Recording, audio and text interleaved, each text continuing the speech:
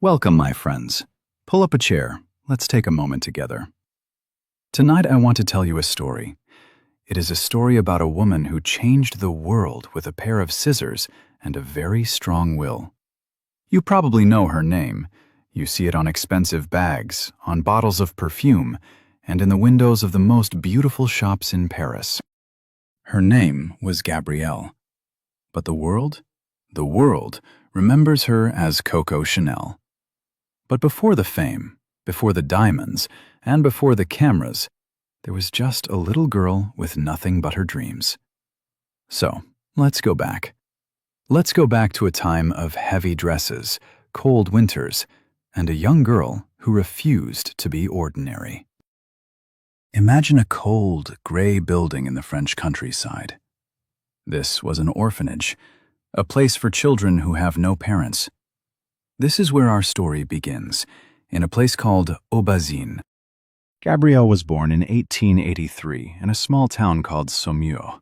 Her family was very poor. Her mother died when Gabrielle was only 12 years old. Her father, a man who traveled to sell things, could not take care of her. He took Gabrielle and her sisters to the orphanage, and he never came back. Can you imagine that? Being 12 years old, alone, and left behind by the person you love most? But, my friends, it was inside those cold stone walls that Gabrielle learned the skill that would change her life. The nuns, the religious women who ran the orphanage, taught her how to sew. They taught her how to use a needle and thread.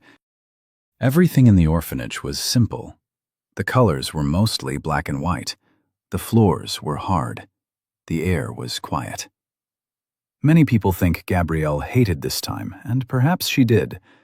But look closely at her later work. The black and white colors, the simple lines, the sense of order. It all started there. Gabrielle was not like the other girls. She was quiet, but she was watching. She was learning that if you want to survive, you have to be strong. She didn't want a life of pity. She wanted a life of power. She realized early on that her hands and her ability to sew were her ticket out of that gray world. Have you ever had a difficult start? Sometimes the hardest parts of our lives are actually the seeds of our greatest success. For Gabrielle, the silence of the orphanage was the beginning of her loud voice in the world of fashion. When Gabrielle left the orphanage, she was a young woman with a sharp mind and a slim figure.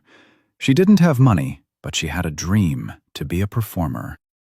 She began to sing in cabarets, small theaters where people drink and listen to music. She wasn't the best singer in France, my friends, but she had spark. She had a special energy. She often sang two popular songs. One was about a girl who lost her dog, and the dog's name was Coco. The soldiers and the crowds loved it. They would shout, "Coco! Coco!" and the name stuck. From that moment on, Gabrielle Bonheur Chanel became Coco Chanel. But Coco knew she wouldn't be a singer forever. She met a wealthy man named Etienne Balsan. He was rich, he loved horses, and he invited her to live at his large estate. This was a new world for Coco. She saw how the rich lived. But she also saw how uncomfortable the women looked. They wore giant hats with too many feathers, and dresses that were so tight they could barely breathe. Coco began to make her own hats. They were different. They were small, simple, and elegant. When the other women saw them, they laughed at first. "Where are the feathers?" they asked. "Where is the lace?" But soon they stopped laughing. They realized that Coco looked modern.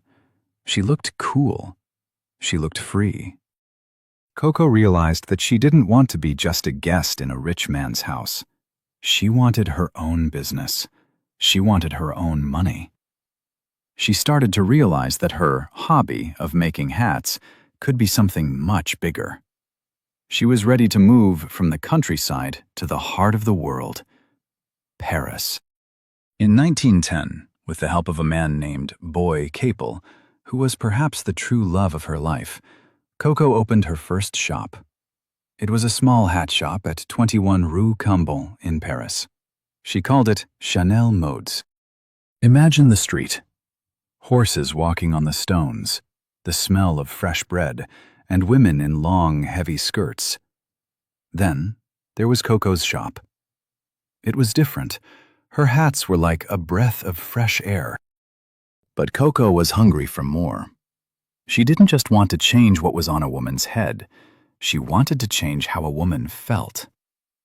She opened another shop in Deauville, a beautiful town by the sea. In Deauville, she saw women struggling to walk on the sand in their heavy, fancy clothes. It looked so difficult. So, Coco did something shocking. She took jersey fabric. Now, back then, jersey was only used to make men's underwear. It was cheap and soft. Coco used it to make dresses. People were surprised. "Underwear fabric for a lady's dress?" they cried. But when the women put them on, they felt something they had never felt before. Comfort. They could move. They could walk. They could breathe. Coco's business grew very fast. She was no longer the poor girl from the orphanage. She was a businesswoman, a word that was not used for women very often in those days. She was building an empire, one stitch at a time. She was showing the world that simplicity was not boring. Simplicity was the highest form of style. My friends, let's talk about the corset. Have you seen one in a museum or a movie? It is a piece of clothing made of stiff material and metal. Women wore them under their dresses to make their waists look tiny. It was very painful. It was hard to eat, hard to sit, and almost impossible to run. Coco Chanel hated the corset. She thought it was like a cage for women. She said, "Nothing is beautiful if it is not comfortable."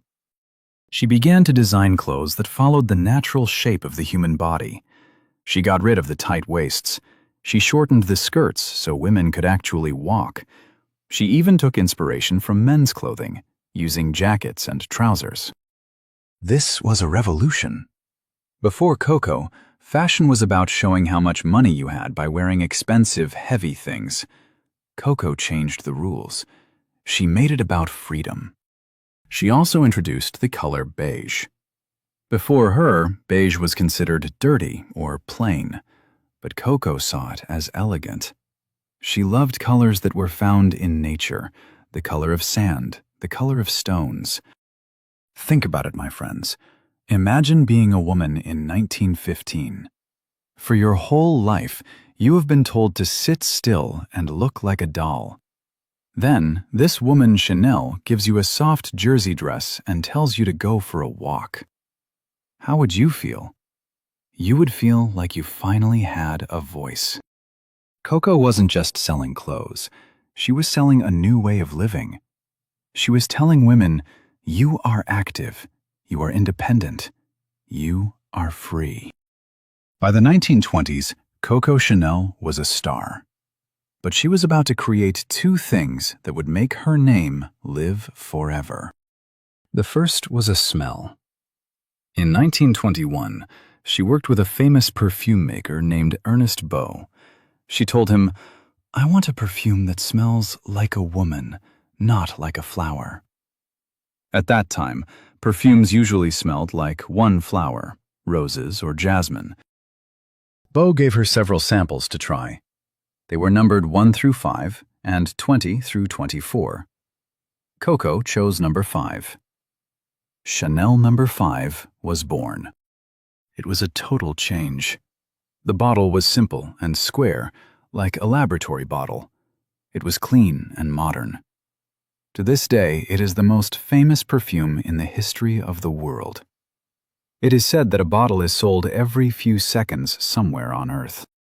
Then came 1926.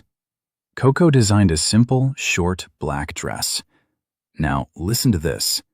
Before 1926, women only wore black for funerals. If you wore black, it meant someone you loved had died. It was the color of sadness.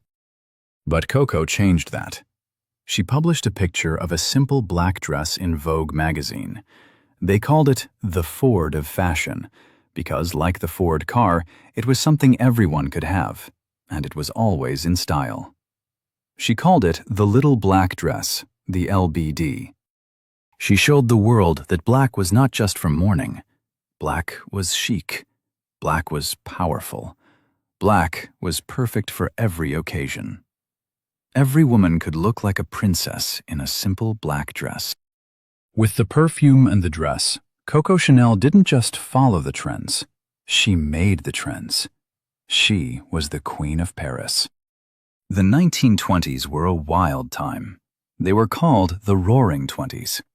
People were dancing the Charleston, listening to jazz, and drinking champagne.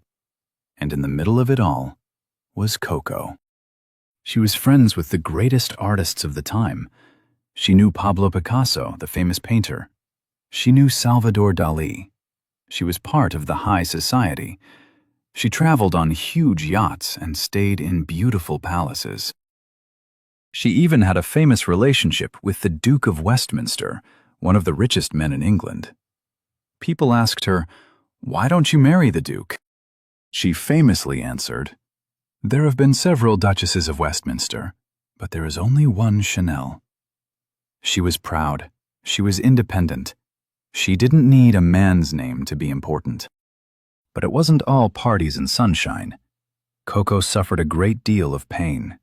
Her great love, Boy Capel, died in a car accident. She was heartbroken. She said, "In losing Capel, I lost everything." Some people say she started wearing black because she was mourning for him, and that is why she made black so popular. She was a woman of many secrets. She was successful, but she was often lonely. She worked very, very hard. She would stay up late, pinning fabric to models, searching for the perfect line. She was a perfectionist. She was also a woman of many faces. She could be kind, but she could also be very sharp and mean. She was a complicated person, just like the times she lived in. In 1939, the world changed. World War II began. When the war started, Coco Chanel did something that surprised everyone. She closed her fashion house. She said, "This is not a time for fashion." Thousands of people lost their jobs. During the war, Paris was occupied by the German army.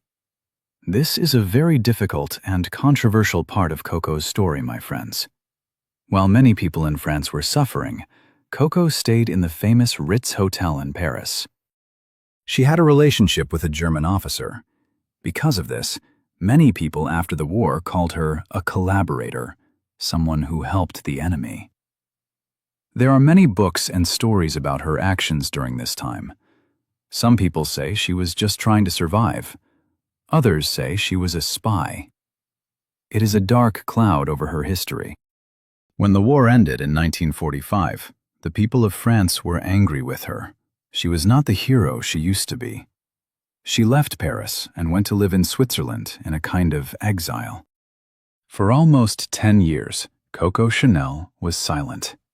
The world of fashion moved on without her. A new designer named Christian Dior became famous with his new look, which used lots of fabric and tight waists, everything Coco hated. People thought Coco Chanel was finished. They thought she was a woman of the past, but they didn't know Gabrielle. They forgot about the girl from the orphanage who never gave up. In 1954, Coco Chanel was 71 years old. Most people at that age are sitting in a garden, resting.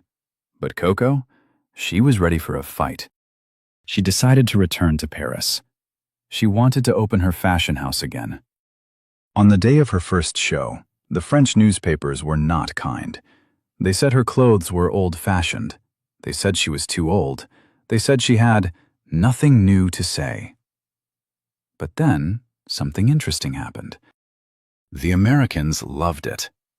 The American magazines, like Life and Vogue, saw her new designs, and they thought they were perfect. They loved the Chanel suit, a simple jacket and a skirt that was perfect for the modern working woman. Famous women like Jackie Kennedy and Elizabeth Taylor were wearing Chanel. Coco introduced the 2.55 handbag, named after the date she created it, February 1955. It was the first handbag for women that had a shoulder strap. Before this, women had to carry bags in their hands. Coco said, "I got tired of holding my purse in my hands and losing it, so I added a strap." Again, she was thinking about what women needed. She also made costume jewelry popular. She wore big, fake pearls with real diamonds. She showed the world that style was not about how much the jewelry cost. It was about how you wore it. She was back on top. She proved that you are never too old to have a second act. She proved that her vision of comfort and elegance was timeless. Coco Chanel worked until the very last day of her life. She died on a Sunday in 1971 at the Ritz Hotel. She was 87 years old. Think about her life for a second. She started with nothing in a gray orphanage and ended as the most powerful woman in fashion history. She once said, "Fashion fades, only style remains the same." And she was right. Today, more than 50 years after her death, her influence is everywhere. Every time you see a woman in a simple black dress, or wearing a jacket with gold buttons, or putting on a little perfume before she leaves the house, that is the legacy of Coco Chanel. She changed the way women see themselves. She told them they didn't have to be decorations for men. They could be comfortable. They could be fast. They could be bosses. Her life wasn't perfect. She made mistakes. She had secrets. But she was a pioneer. She was a woman who designed her own life as much as she designed her clothes. So, next time you see that famous double C logo, remember the little girl from Aubazine. Remember her needle and thread. Remember her courage to be simple in a world that wanted her to be complicated. Gabrielle Coco Chanel. A woman who lived by her own rules. Thank you for listening to her story tonight.